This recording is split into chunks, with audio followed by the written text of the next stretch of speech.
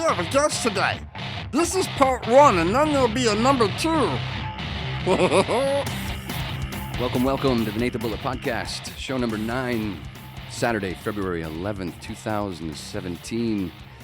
Twitter, Facebook, YouTube, iTunes, Stitcher, all the links can be found at natethebullet.com, and the email, info@natethebullet.com. Nate the Bullet is me, Wayne Roberts, the idiot that forgot to get back to talking about E.T. being psychedelic ego death allegory with Dr. Marta in show number 8. And because I had to pee so bad after recording, I spaced on getting our picture together. Been wearing a dipshit cap ever since. Hard to sleep in. I'm even more of a dipshit for not taking it off at night. Nate the Bullet is also anyone else who wants this jalopy machine of a system gone and more logical Star Trek-like one in its place. Say what? This show is unofficially sponsored by the U.S. Basic Income Guarantee Network at usbig.net. Founded in 1999, the U.S. Basic Income Guarantee Network is an informal group getting the word out about how beneficial and efficient it would be to have basic income everywhere. The tests and pilot programs have proven over and over that crime goes down while health and community goes up. Isn't that what most of us are looking for? MLK was all for it, even though it's not mentioned much. How much will we hear about it this month? I wonder why. Learn about basic income if you haven't, and talk about it with everyone you know. Word of mouth does wonders. When the system crashes again, which it will, of course, because it's all manipulated, demanding universal basic income and getting it will make those crashes not as bad for those that end up paying for it that had nothing to do with the manipulation scam in the first place. And it'll be a good buffer to transition into a better economy system, like a natural law, resource-based economy. Whatever. The U.S. Basic Income Guarantee Network at usbig.net. Tell them you heard about them on the Nate the Bullet podcast, and they'll be sure to say, hey, I know that show. Not. They're actually more likely to quote an owl. Odd-numbered shows are usually also sponsored by Fun Guy Storytime with Kitty Cat in the Bowling Alley Arcade, but I left the book in Florida. When I went to my high school reunion, my old buddy Eddie Morris wanted to borrow it. He hadn't looked at it in a while. He likes the artwork. Angel Beach was a fun school with a lot of horny motherfuckers. Even the staff. First time I ever saw a body condom. And where I learned the Michael Hunt joke. I remember Coach Brackett getting fired, but still helping us when needed. He was a badass that went on to... He married Barbara Romano. But cool story is my bud Brian Schwartz had dated her first. I think it was 1982. You know my guest today from Breaking Bad, Seinfeld, Escape from Alcatraz, Friends, Home Alone, Star Trek Voyager, and many, many other films and TV shows. He's the outlaw Emmett Demas. He has an Oscar nomination. He's also a writer and a graphic artist, and I'm going to stop rapping about his resume now, but I do have to mention one other project. I first met him when we did a web series together many years ago called The Last Hand. Look it up. It's on there, YouTube.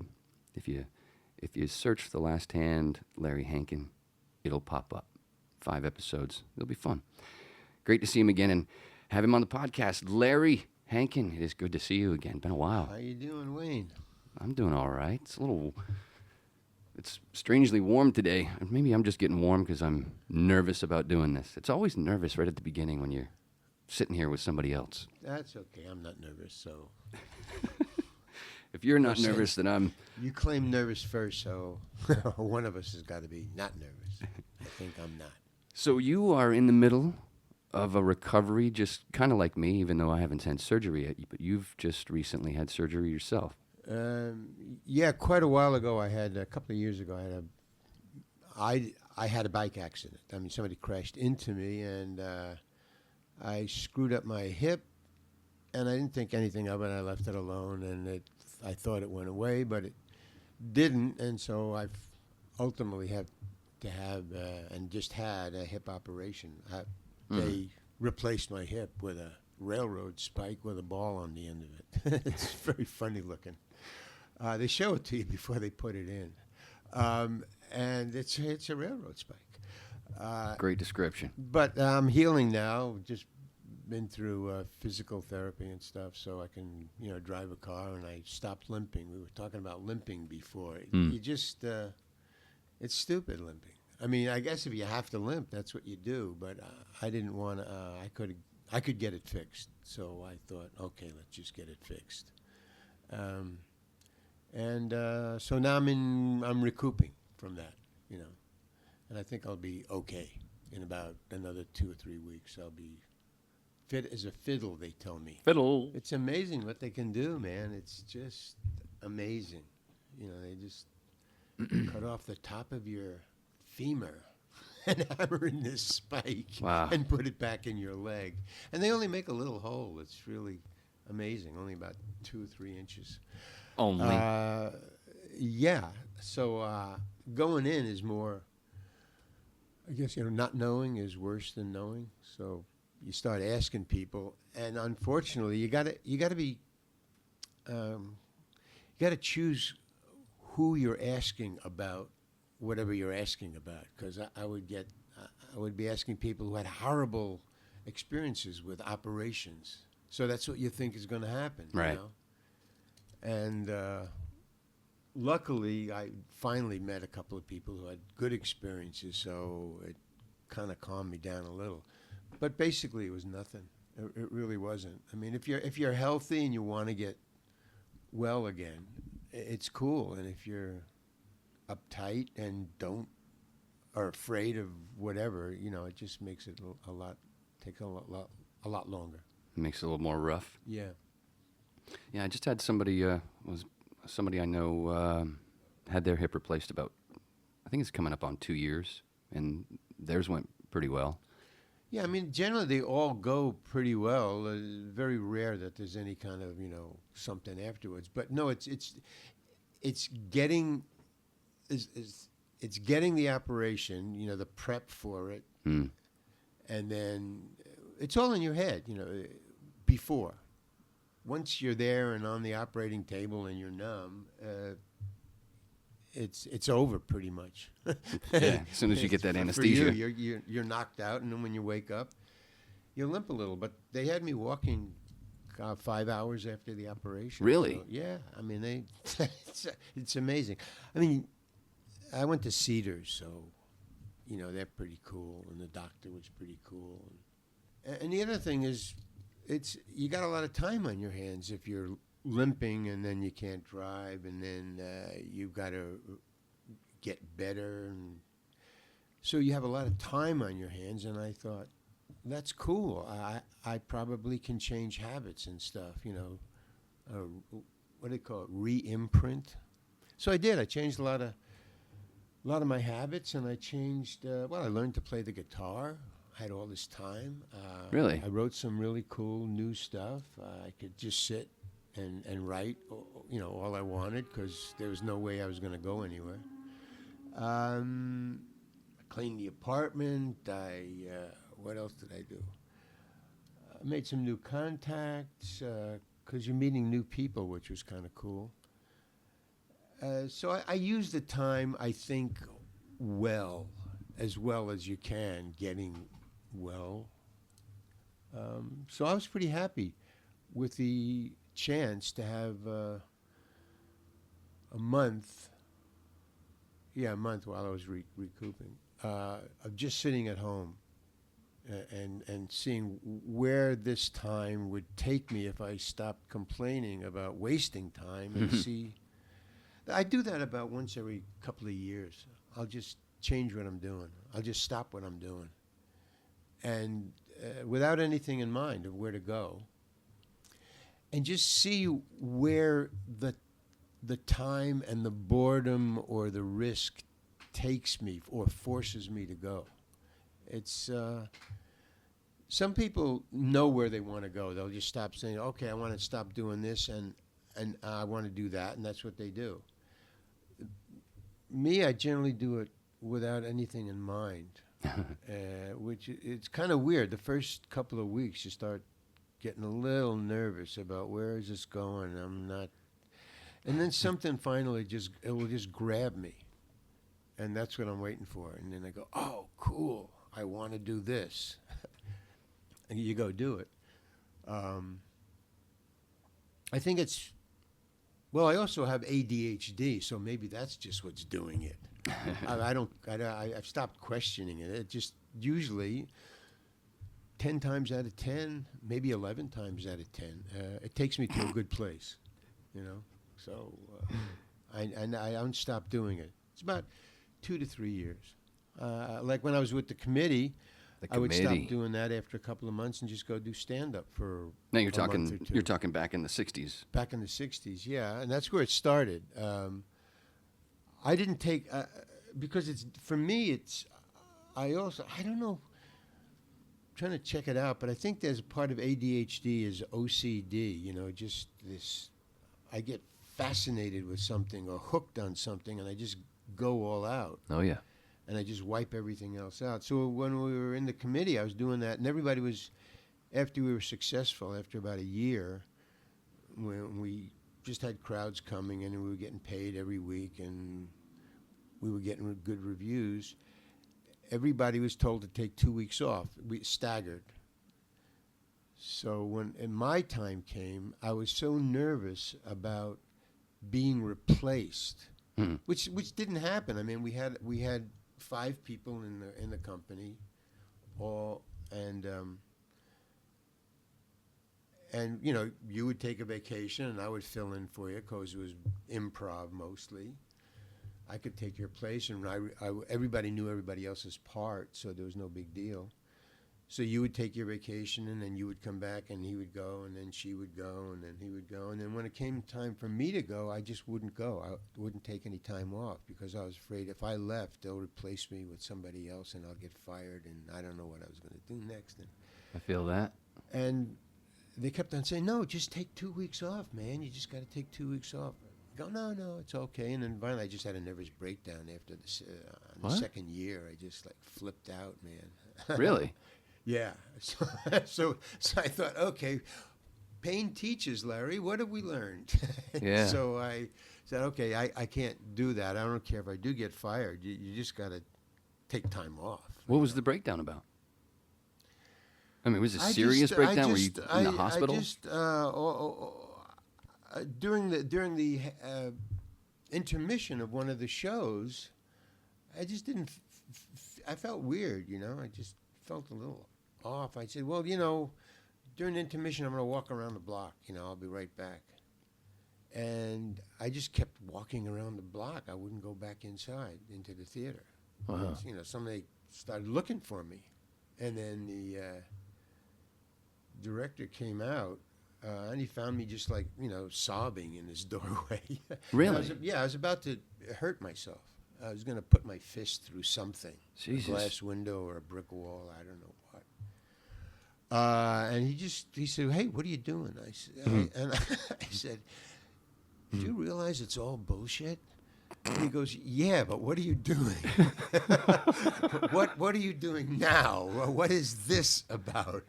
I said, well, it's all bullshit, man. He's okay. You're going on vacation, man, because I think it's your time. Well, you're right. And so I just went away for 2 weeks. Were there any was there alcohol or anything? No, I wasn't into. You've never been drugs into that, have you? That much where it would cause, you know, marijuana at that time, and maybe the LSD, but I wasn't on, and maybe it was a flashback. I don't know, but.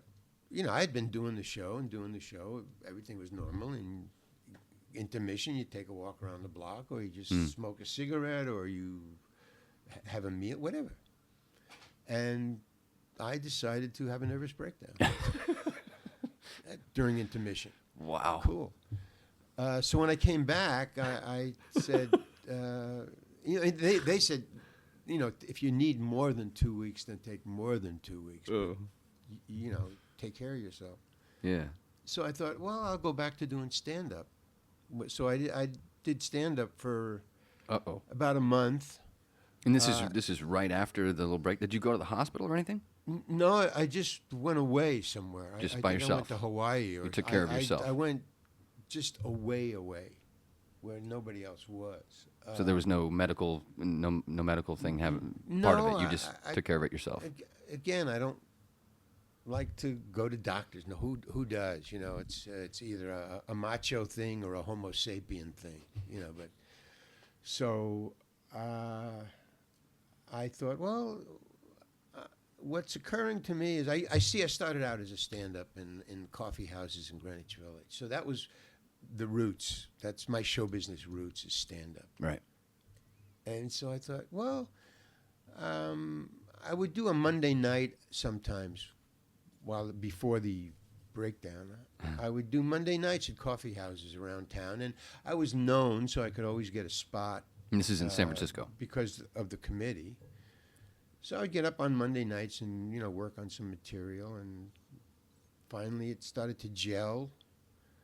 And new stuff, because I had hunks from way back. I was in the committee for 2 years before I took any time off, so that means I hadn't really done a serious stand-up in 2 years. And so I started working on some new stuff, and I got a booking in a club in San Francisco, which is where the committee was. And then I started to take bookings, so I took 3 months off, and I just did stand-up? You know, just did stand-up, and that was going pretty well. And then I came back, and I was okay. The nervous breakdown had passed, and went into the committee. So that gave me the idea of maybe that's what I should do, is do something different, you know, every once in a while, not just take 2 weeks off, but maybe take 3 months off from the committee. So I was doing that for a while, doing the committee for 3 or 4 months, doing stand-up for maybe a month, you know, just going back and forth. And it was kind of a cool life doing that, which gave me the idea of just jumping out and not doing anything and see what occurred to me. That's where the idea came from, that routine. And then the committee finally closed, but I always had that in mind. So even when I was doing, everybody went down to L.A. here, to L.A. to become movie actors. As I call it, face actors. I put it down. I hated acting. I mean, movie acting. I saw no point to it. And who else was part of the committee? Let's see. There was Hamilton Camp of Gibson and Camp. Hamilton stopped doing focus. We all had second gigs. That was we all came from somewhere else.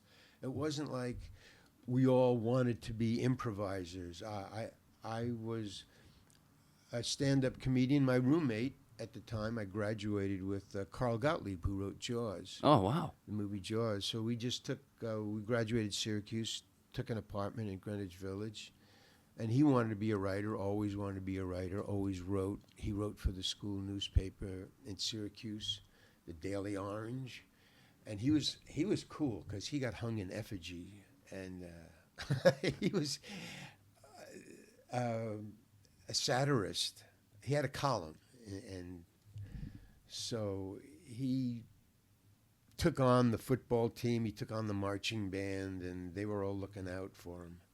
Then one day we were at a football game, and the marching band, he put down the marching band. He just didn't like the way they were playing or what they were doing, or they were idiots. And so I was in a fraternity, and we had seats, you know, where the fraternity sat. Which was actually on the 50-yard line, but way the fuck up, way on the top. My nose runneth blood. So Carl and I were sitting in our seats. I could bring a guest, you know, we all could bring guests. And we were watching the football game, and during halftime, the marching band comes off the field. They go sit down, and somebody said, hey, let's tell the band. Oh, my fraternity brother said, hey, let's tell the band that we have Carl Gottlieb up here and see what they do.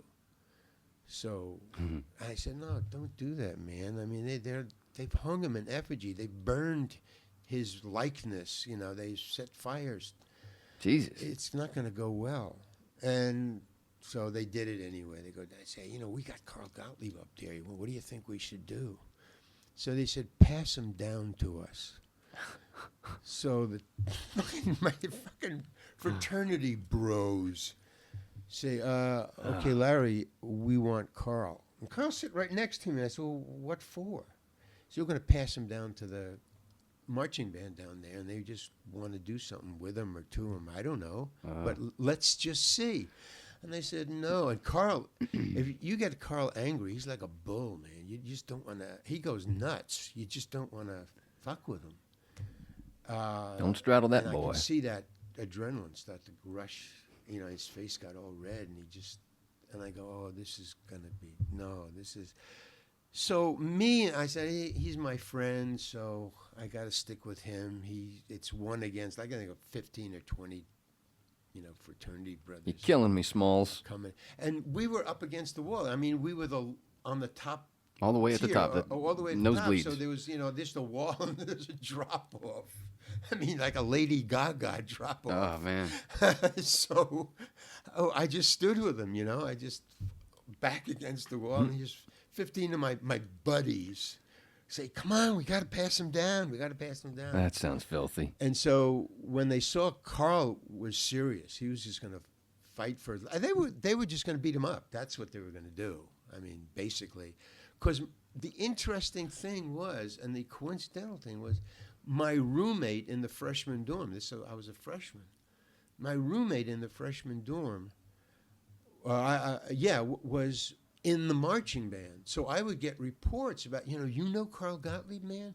We want to kill that motherfucker. I mean, he's just like, why is he, you tell him to stop doing blah, blah, blah. Treating you like a spy. Every game he would do an article about. So I would have this information. I knew that they weren't kidding around. If they passed him down there, he would be beat up.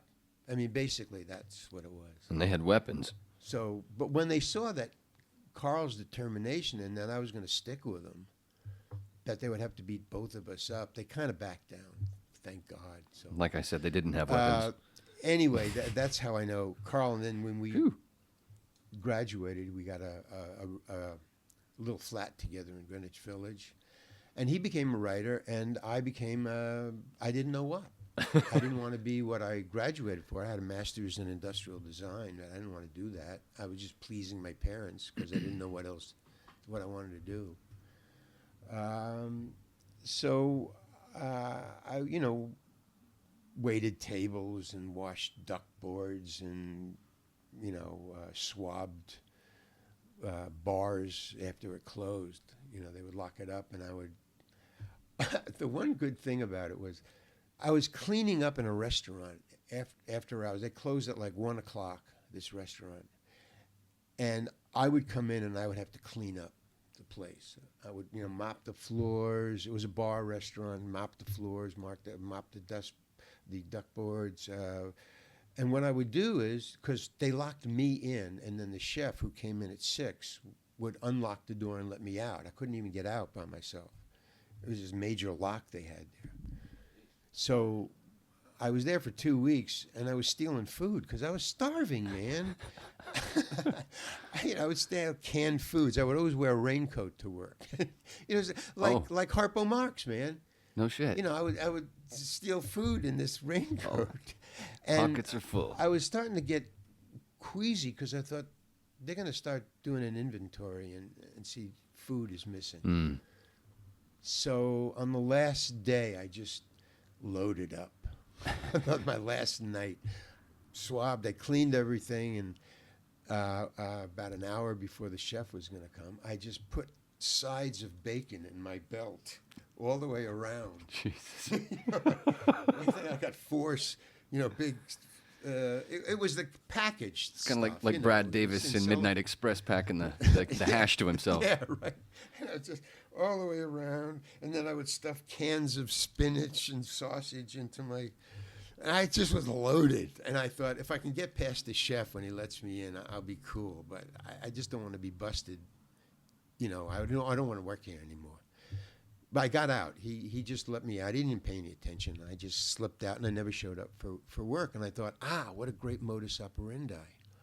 I can do this for weeks, just working places and stealing food. I thought, this is cool. So I should have listed entrepreneur on your resume. Yeah, but then it finally came to me and him would go and watch stand-up, or we would go to coffee houses at night. That was all we can do. And I started seeing, stand-up. Wow, I was voted the funniest in high school. Yeah. So I thought, okay, there's a job. So, I was awful at first, really awful. And to this day, I can't figure out what made me come back and get back on the stage. I wasn't getting any laughs. And then when I would get laughs, they would be, hey, shut the fuck up, because I insulted somebody, because I was doing kind of satire kind of stuff.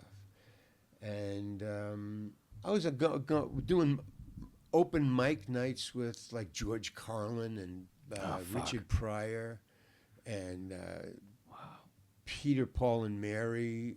They had just gotten together. It was Noel Stookie was Paul Stookie, but it was Peter, Paul, and Mary. And they were singing separately, and it was all forming back then. It was 1960. It was all forming in the Village. So I was there for that.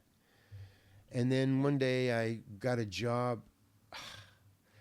These lipstick ads you see in these Elle magazines, these Vogue magazines, where there were contests where you write away. This is for women. You would write away, what's your favorite color lipstick of these 5 lipsticks? The very exotic names. Flamingo red and raw meat red, and all these reds. Raw meat. And they would vote. Okay, so I went for a job for Revlon. And the job was that all these little, these magazine things that they stick in there, they fall out when you open the magazine. They would fill out and you would win your favorite color, if you sent in whatever. Well, there was a room full of these little cards, these 3x5 cards or 5x7 cards, filled out.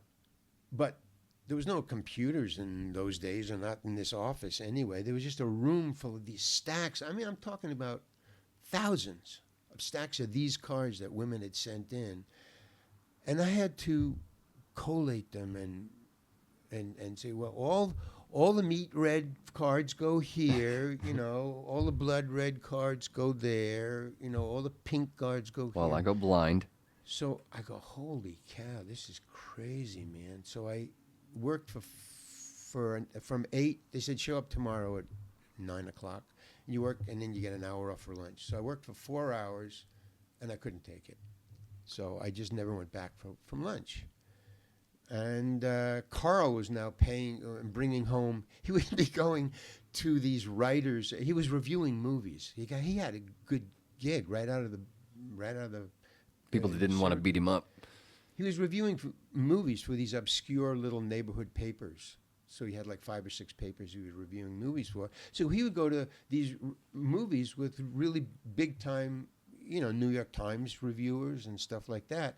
And they always served food and drink before you go in. They would get you drunk, feed you, and then you go in and see the movie. And it was always shrimp cocktails, shrimp, and some wine. That was it. So there was always these white napkins at these things. And he would come home. What he'd do is take handfuls of shrimp, put them in these white linen napkins, and put them in his suit pocket and bring them home for dinner for me. So we had this collection of white napkins all over the place, and we had one suit that smelled from shrimp. And just one pocket. And so that smell is what helped him write Jaws.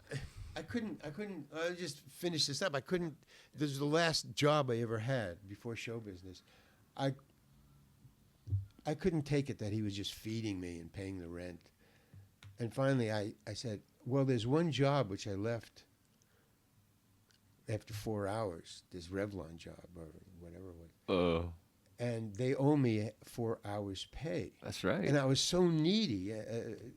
So that I wanted to get that 4 hours pay, but I'd never gone back, and it was like 2 months since I just left and never picked up.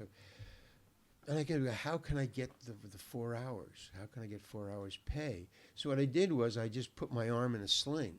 Jesus. And I went back, and I said, and I walked in, and they go, what happened to you? Where? And I said, well, I was hit by a car during lunch. And this is, I was in the hospital for 3 weeks, and this is broke my arm, ruined my shoulder, but I could sure use the 4 hours pay.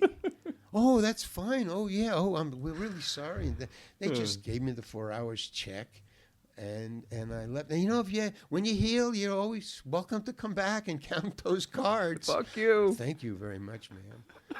But that was my last paying gig. That wasn't, and I just would do Monday nights and then squeeze in until I finally had a hunk that I could play in a club, in an actual club.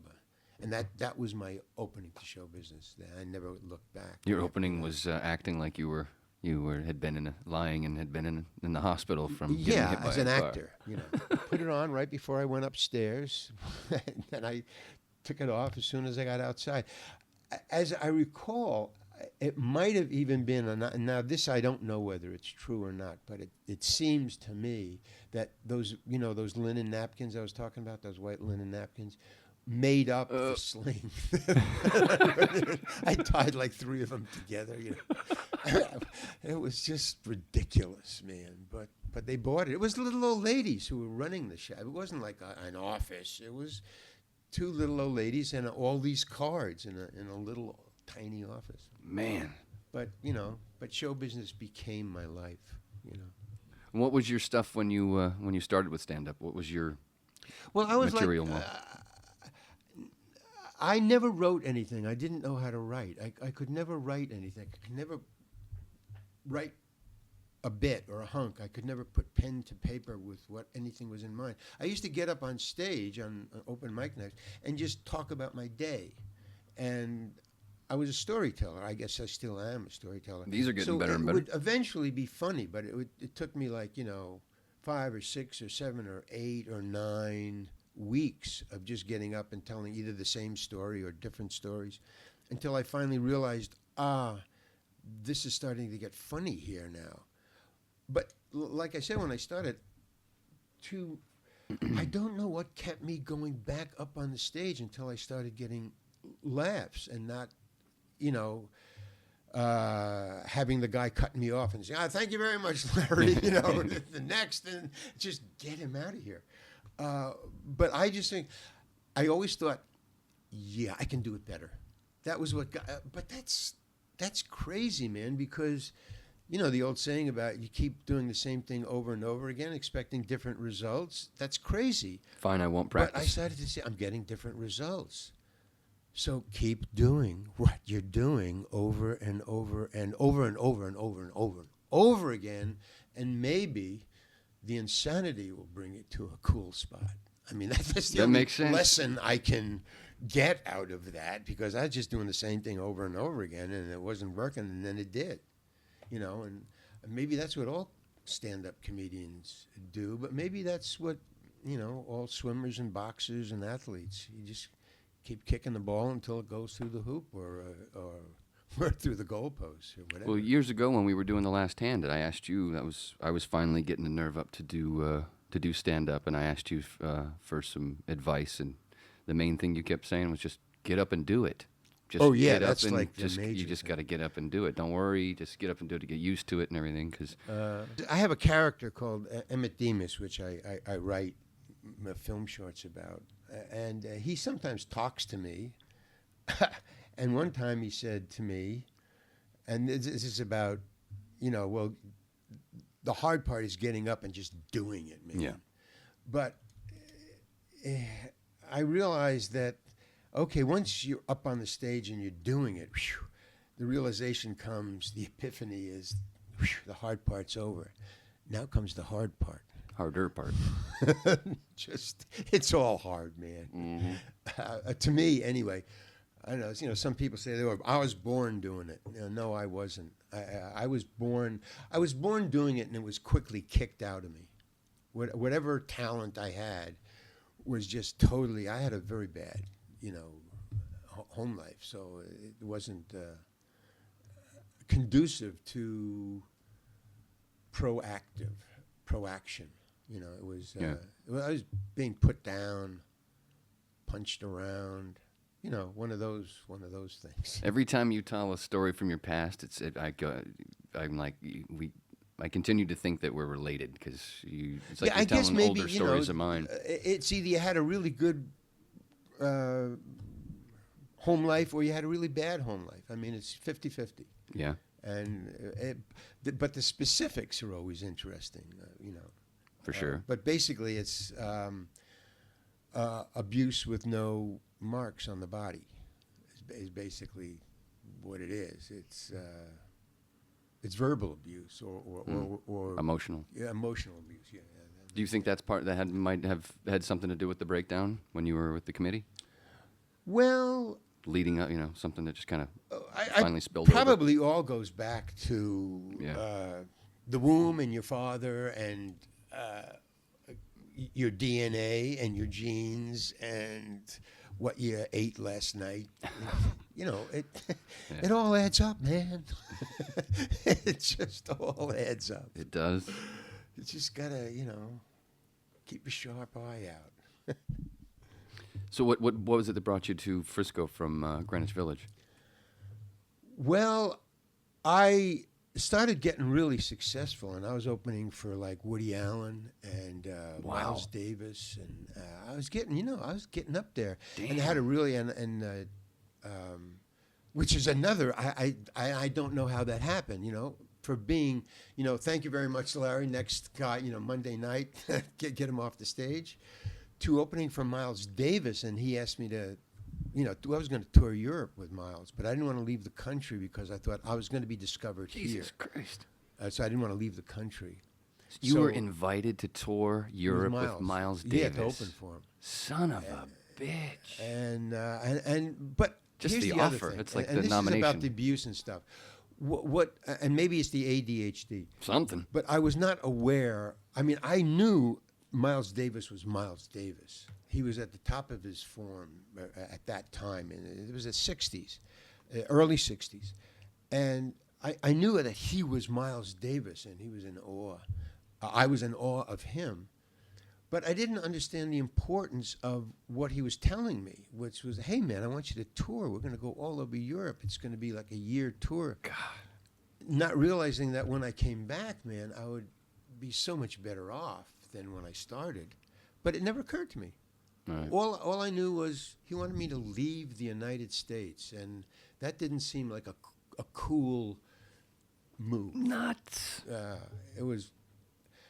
So I stayed in the country, and I started opening then for Woody Allen, and Well, there you go. and I was starting to book myself into places. Woody's manager said, he said, you got to get some TV material. And I had never written anything. Even when Miles said, let's go tour Europe, I had never written anything. I would just get up on stage. And then I had it down to a science, so I can just get up on stage and rap my day or whatever I saw. And it would be funny, Some people can do that. It's like a muscle, you just after a while. Right. But Practice, a.k.a. crazy. I started getting really into George Carlin, Richie Pryor, and Lenny Bruce type of stuff. I wasn't stealing from them. And Woody Allen with his Far Out stuff. And I was absorbing this. And it would come out in my daily, spiels late at night. And, I was playing the Playboy clubs and stuff. And then one day I was opening for the Kingston Trio at Lenny's on the highway outside of Boston during a snowstorm. And I get on stage. I think it was only booked for one night or maybe 2 nights. But it was good pay. So I go there, and nobody was there. It was a snowstorm. So there's only like 5 or 6 people in the audience. I get up on stage, and I start doing my stuff. And by then, it was like Richie Pryor type stuff and George Carlin stuff. It was very far out, and I was cursing and saying, fuck, and smoking, talking about weed. By then, I was, smoking, and all of the 60s was coming out of my mouth because that's what was going on around me. And I was still living in Greenwich Village. I hear this voice. It was a nightclub. You know how in nightclubs the bandstand is only about 3 inches off of the dance floor. They just this the thing, and this big expansive dance floor, and then way back there's the tables with and the chairs and stuff. and the spotlight is on you, so you can't see past the dance floor. It's just black out there. But I knew there was only like 10 or 15 people in the audience, and they had come to see the Kingston Trio. And I hear this voice, you know, I'm doing this God bit. You know, I was doing religion, I was doing drugs, I was doing whatever, you know, in my act, talking about it, and then smoking stuff too. But I was also doing things about marzipan. Ooh. But I hear this voice say, "Hey, we don't want to hear that. We want to. Where's the Kingston Trio?" I go, "Oh man, okay." Well, I just kept on going, ignoring it. He said, "Hey, man, shut up. We don't want to hear it." It was the God thing. You don't want to hear. We don't want to hear that. And I just kept going. I didn't have any one-liners. I didn't have any heckler stoppers. I wasn't that kind of comedian, and I also didn't know much, really. I was innocent. I would just get approval, and that was all. And then all of a sudden, I'm talking. I continue. About 1 minute later, and I see this form of a man come out of the darkness with a beer bottle in his hand that's upside down. Oh, shit. And he's saying, "Get the fuck off the stage. We want the Kingston Trio." And I said, "Yes, sir." I just got the fuck off. I go and sit down at the bar. And the guy just goes back into the blackness, and he sits down. There's nothing on the stage. And all of a sudden, the bartender, because he wasn't busy, there's nobody there at the bar, he comes, he says, "Hey, what's going on?" I said, "Did you see that?" He says, Yeah. He says, get out there. I said, "No, that guy came at me with a fucking beer bottle, man. I'm going to get the crap knocked out of me." And then, you know, "Where the hell is the bouncer?" And the bartender says, "I'm the bouncer, and you got 15 minutes to go. Get out there." And I go, "All right." Okay. So I called my manager from Lenny's on the highway outside of Boston, in the middle of the blizzard. And I said, "Hey, man, look, I'm just like, I'm a middle-class Jewish kid. I can't take this. I'm not Lenny Bruce. I'm not George Carlin. He says, all right, you know, just come on back, you know, come on back. You know, so I canceled the gig. I said, he said, "You're not going to get paid." I said, I don't give a fuck, man. So I go back, and he says, "Why don't you join Second City?" And I go, "Why?" I had heard about them, you know, and I knew that Nichols and May had come from them. But I said, you know, I don't get it. Why are you telling me that? He said, "Well, they're as far out as you are, but they own the theater, and they have 5 other people on the stage. The stage is higher than, you know, the band's kind of stage. So if somebody's going to come at you with a beer bottle, you can beat them up, and you can kick them out of your theater. So, you know, and you can still do the same stuff you're doing. It's just with 5 other people." I thought that was a pretty cool idea. So I auditioned.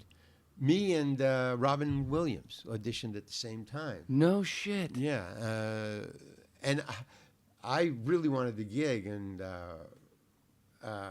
so I had been working on a trick with, you know, how you can flip a cigarette up into the air and catch it in your mouth? So I'd been working on that for months. For no reason. I mean, you know, just you had nothing to do. Stand-up comedians have nothing to do during the day. Porn.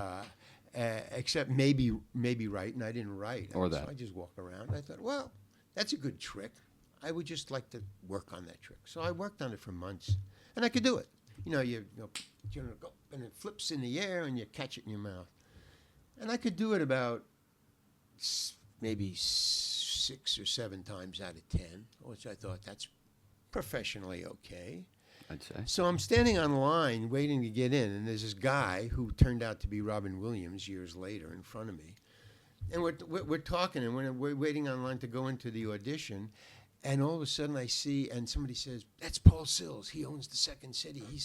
He's walking down the line. I don't know where he's going. He's just passing, walking down the line. He's coming towards us, and I said, "Who's got a cigarette? Give me a cigarette, quick." And somebody says, "Here, man, shut the fuck up. What are you?" I said, no, that's Paul Sills. And just as Paul Sills approached, man, I just flipped it up in the air, and I caught it just as he saw me. And he just kept on walking. And I got the gig, basically. I got the gig. And I don't know whether it was because he noticed that I could flip a cigarette and catch it in my mouth, or that my audition went well, which is probably really what happened. But I always, it's that cigarette, flipping that cigarette. So I got into Second City, and that was cool. That was. And you really beat cool. out Robin Williams. No. He was got in, into? I don't know whether he got into Second City or not, because when I say I got into Second City, they had Second City in New York, they had a Second City in Chicago, and they had an offshoot called Compass Players in St. Louis, which was the actual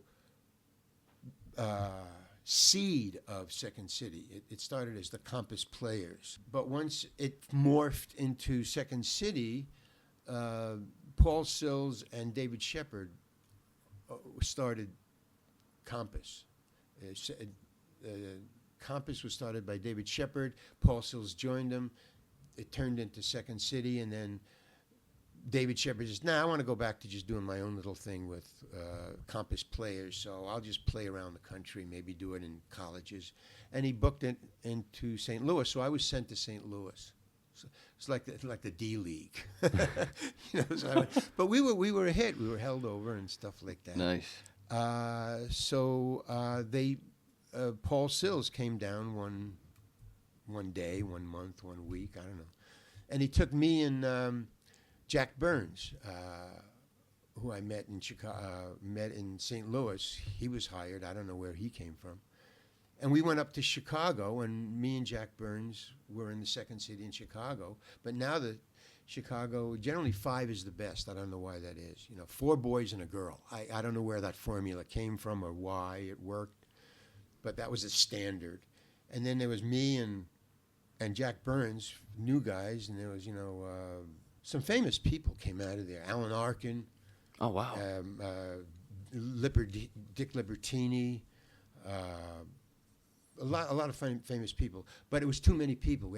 Sometimes we had 9 people on the stage, or 9 people waiting to get on and doing an improv, and it was just too much. So Jack Burns and I were let go because it was just last in, first out. And so I was now I'm stuck in Chicago, and Alan Meyerson, who had been fired from Second City in New York, the director, came through and had heard about me from St. Louis, saying, where's Larry Hankin? He said, he was fired, but he's still around. Sometimes he comes in, late at night and hangs out. So he came in, he said, you want to go to San Francisco? We're driving there. And I said, well, I got some crap back in New York I got to pick up. He gave me a plane ticket. I flew out, and we stayed there for 10 years in San Francisco, and that was the committee. And that became my show business thing. And from there, you go to L.A. and you become an actor, and here I am, talking to you. There it is. I love it. Isn't Frisco how you ended up, one of the reasons you went to L.A. anyway? Because that's where you got Escape from Alcatraz, correct? With Clint Eastwood?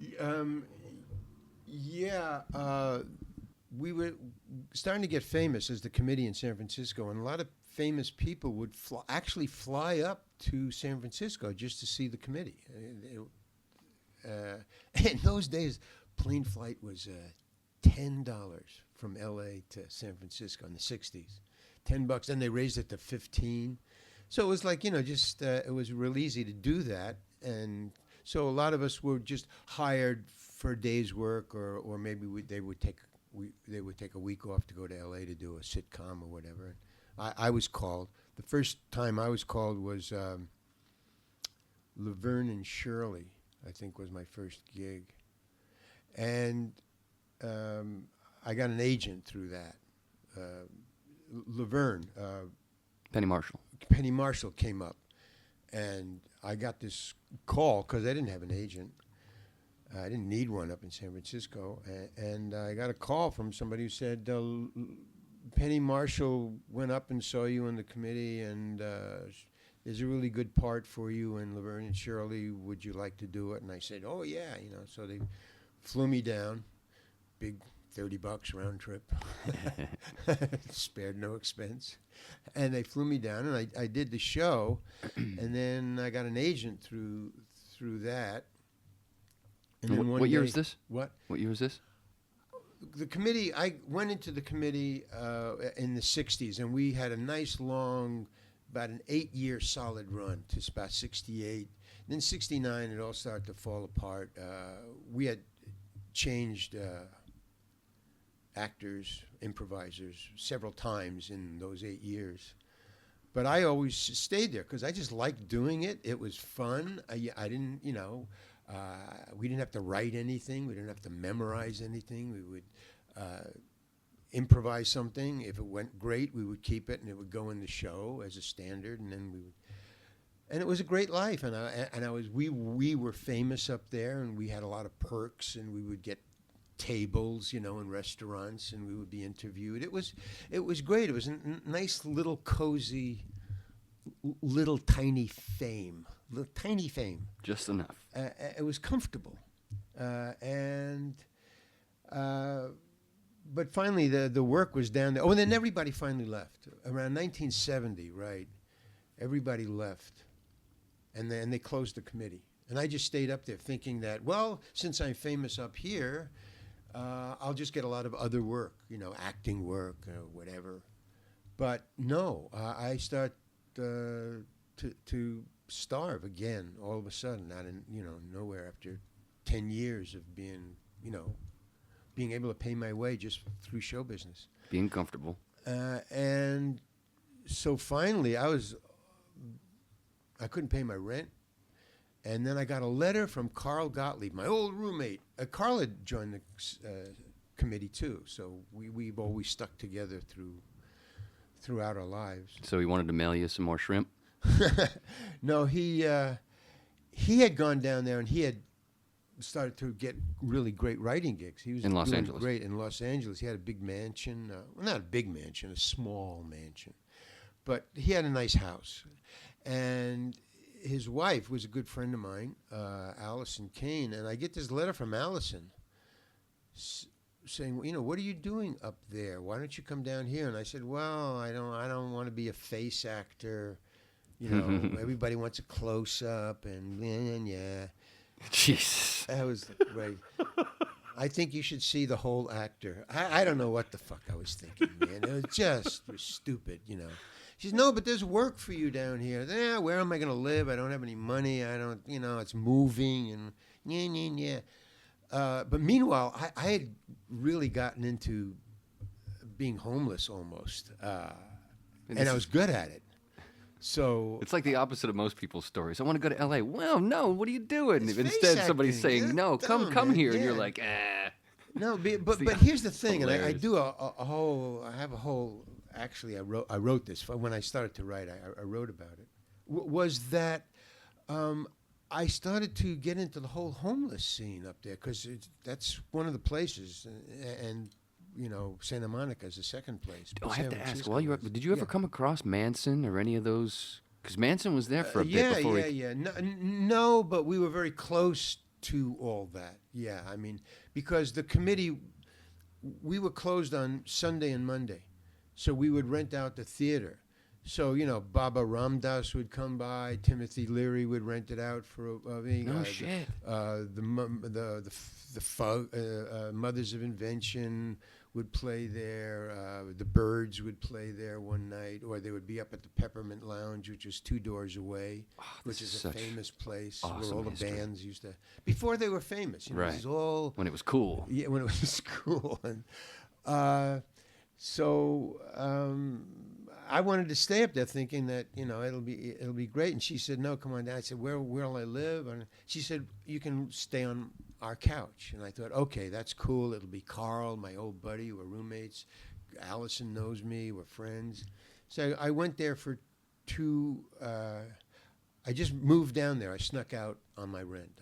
I just couldn't pay my last month's rent. Bad boy boogie. So I just took everything I could in a little trailer, hooked it onto the back of my friend's car, and we just drove down there. And I stayed on her couch for 2 weeks, and then one day, Allison comes in, and it was great. They had a nice house, and it was just fun being in this big house after being in this little place up in San Francisco, being cut off from all my friends, really. But I had gotten into the homeless scene, which is a whole other story. But after 2 weeks, she comes in and she says, "Well, you have to leave." And I go, "What do you mean?" She says, "You have to leave. I got somebody else coming in. You're going to be on the couch." I said, "But you said I could stay here." She says, No. You can only stay here for two weeks, and your time is up." And she wouldn't back down, like give me 3 more days. He said, no, that's it, you know. You just gotta go. I love you, Larry, but I got somebody coming out, you know. So I made some phone calls, and I found them. So I was couch surfing. And in the couch surfing, somebody, I got an agent. I asked him, how did you find out about me? Because she got a phone call. Allison got a phone call and found where I was couch surfing at. And she said, call this number. It's an agent. I said, well, how did you get my number? Well, I just generally went over to Laverne and Shirley. Is there anybody come through here that doesn't have an agent that, you know, I might be interested in? He said, yeah, a guy named Larry Hankin came through. You know. And I guess I had given them Carl's number or whatever. I don't know. He called me. He says, you got an agent? No. You want one? Yeah. How about me? Okay. And the first thing he sent me for was Escape from Alcatraz. I got this call, and he said, Jesus. Nice. Are you doing anything right now? I go, no. He says, okay, go down over to Warner Brothers. You're going to audition for Escape from Alcatraz. It's a Clint Eastwood movie. There's a part in it for you. I said, what's the part? He said, I don't know. Just go down there. They'll tell you everything. So I go down there, and there's nobody around. I mean, it's just another office building at Warner Brothers, but there's no auditions going on. You generally, you know, there's people waiting to go in. I was the only person there, and I'm just sitting there. And then he says, well, what are you here for? The secretary said, I said, Alcatraz? Oh, okay, you Larry Hankin? Yeah, okay, just sit down. So I'm just sitting there, sitting, and I go, oh, by the way, do you know anything about some sides or something? No. I have a script. I go, yeah, do you know what part I should play? No. So she gave me the script, and I just looked at it. Like, I can't read it. Fuck it, you know. So I just sat there. Now I'm getting, like, angry. This is, when all else fails, just get angry. And somebody comes in, Larry, you ready? Yeah, I'm ready. What? So I go in, and she said, what are you here for? So I'm supposed to be auditioning with Don Siegel, who's the director, who's this really cool director, man. Yeah. Big time. And Clint Eastwood. That's who I was auditioning with. And I don't remember the lady's name, but this big time casting director. Well, it's a big time movie. You know, I'm nowhere near even small time. I just arrived in town. I'm sleeping. I'm couch surfing. I don't know what's going on. The only other time is, you know, they generally send for you from San Francisco. You don't audition. You come in, you do your part, and you go home. Had you even been on a movie set yet at this point? Yeah, but not really. No, nothing this big or important. Right? Or it was just So that's sitcoms. How new you were. Well, by now I was angry and I didn't give a fuck anymore. The nervousness was gone. Thought I was being treated unfairly. There's no sides. There's nobody... nothing, and I go in, and here's Don Siegel and his big-time casting agent, and they go, what are you here for? And I go, I don't know, I got this phone call. They told me to come here and sit down, and so Don Siegel says, so then, here's the other thing I don't get. They start talking like you're not there. All of a sudden, Don Siegel and his casting director turn to one another and said, and they're discussing, well, there's only 2 parts open. I mean, actually, there's only 2 parts left. I mean, what can we read him for? And he's saying, well, I don't know. You know, the guard beats Clint Eastwood up. And he looks at me and he goes, I don't think he can beat Clint Eastwood up. I don't even think he can pull it off. So the only other thing is Charley Butts. And then I'm just sitting there listening to this. And she says, well, but Charley Butts, you know. Charley Butts is, he's short and... he wears glasses, and he's bald. And they're both looking at me, and Don Siegel goes and turns to her and says, yeah, but the audience hasn't read the screenplay. They don't know what he looks like, right? So he turns to me, he says, you want to read for Charley Butts? And I go, okay. And he says, and he hands me the script. He turns to a page, he says, you want some time? You know, like to go out. And I said, no, let's just read it. Because I'm thinking, this is stupid. I'm not going to get this.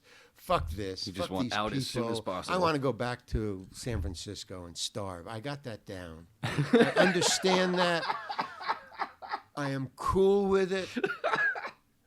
I and I really had it down. I knew how to survive. I was cool with living in a car, living in my Volkswagen bus. I was cool with it. I knew the places. Gets I knew where better. to park. I knew how to feed myself. You had a VW bus. I had a green VW bus. Do you classic. still have a VW? No, not anymore. No. You did because last time I remember we went to Luke's wedding. You had the bug, the yellow Oh, bug. VW. Yeah, I have that, but that's not a little bus, yellow. right? But you're that's still with Volkswagen. Yeah. Anyway, sorry. Go ahead. Back to Don Siegel. So he goes, okay, and he said, I'll read with you.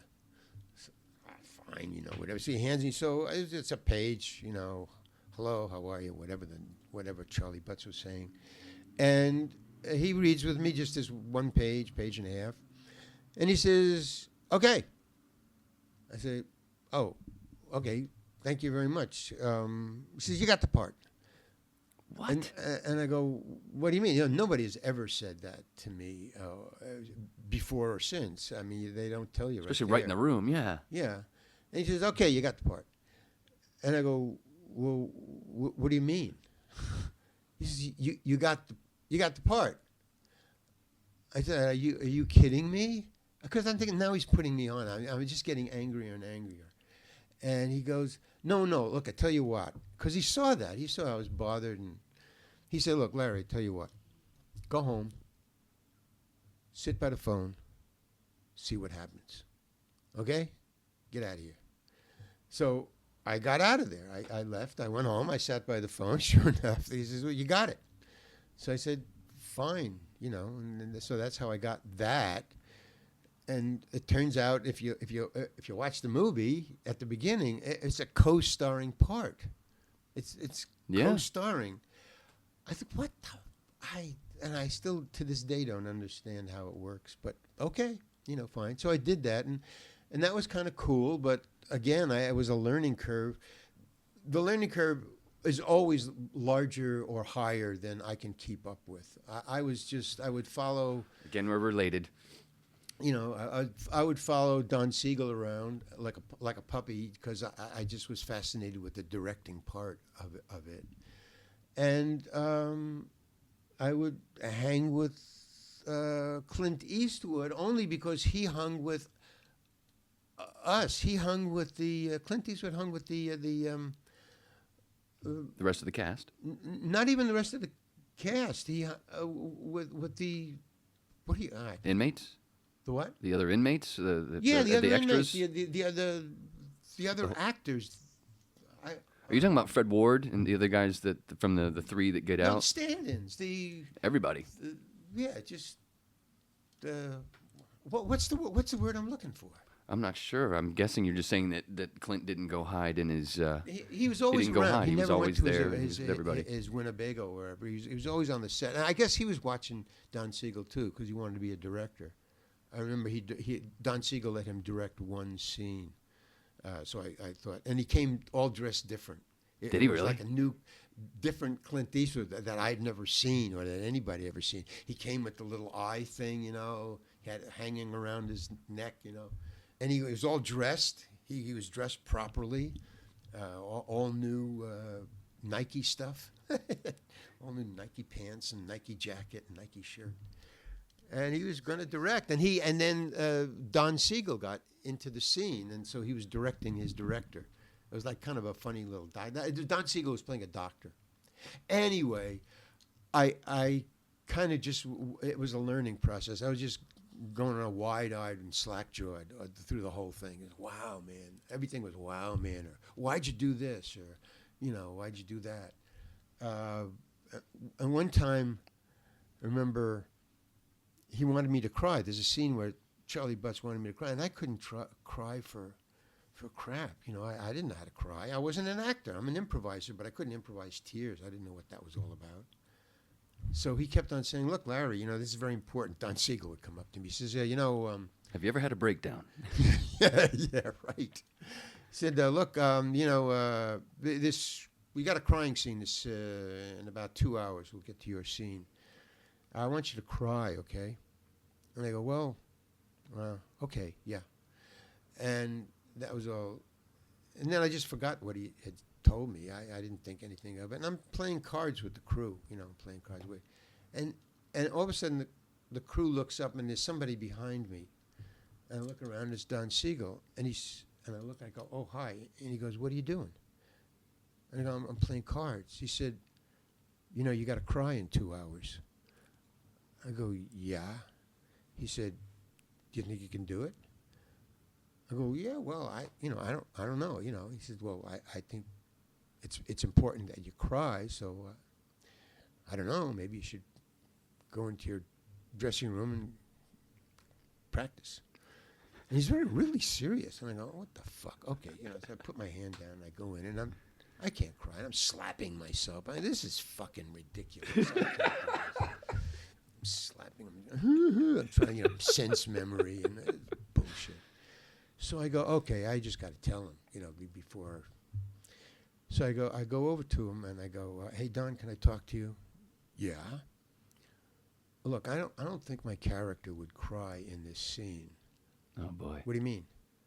Well, see, the backstory of Charley Butts, and I'm giving him, you know, all this bullshit about, you know, see, I don't think because of this, and you know, it's not that he's going to be left behind, or it's just, see, I have this whole backstory built up in my mind, and he's not the kind of guy who would cry in this kind of situation.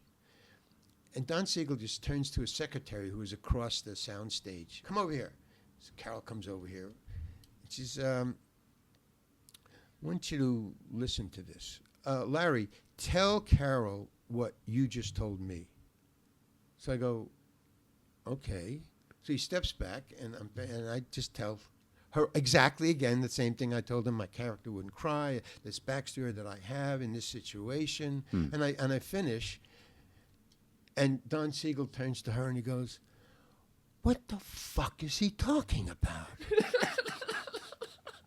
I said, "Listen, man, you know, you got about a half hour to cry in your scene, so I don't know what the fuck you're going to have to do to cry. Slap yourself silly, but you're going to cry. Now get in your dressing room and stop this bullshit." And he walks away.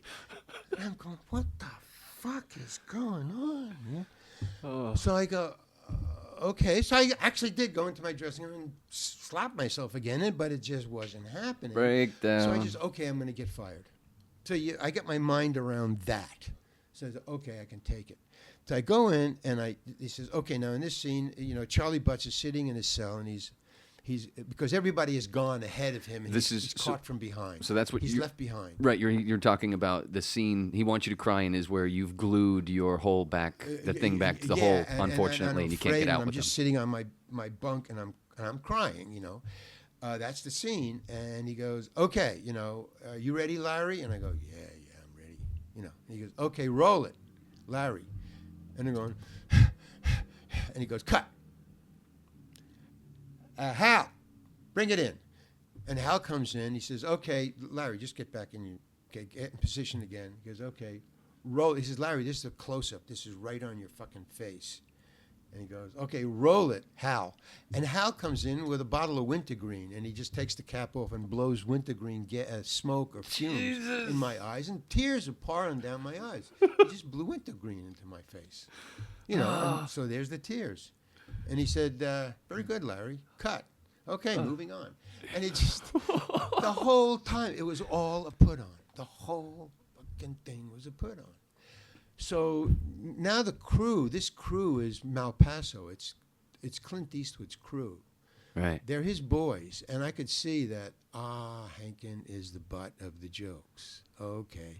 And that's what was, and I said, oh, man, I can't go through this. Now, not only I have now Don Siegel, but now Clint is doing it, and they're starting to do it. And I went home and I said, I can't do this. I can't. I'm a lot in denial, you know, where, what's going to happen? I never know what's really going on. I have this great imagination that I'm going to get fired, or I don't understand, so I'll get mad. Or, you know, I think I finally worked out of it. Did that not sound like he was talking about I Am the Cheese? That was part 1 with Hankin, so be back for the sequel and another great Alcatraz story, plus a lot more.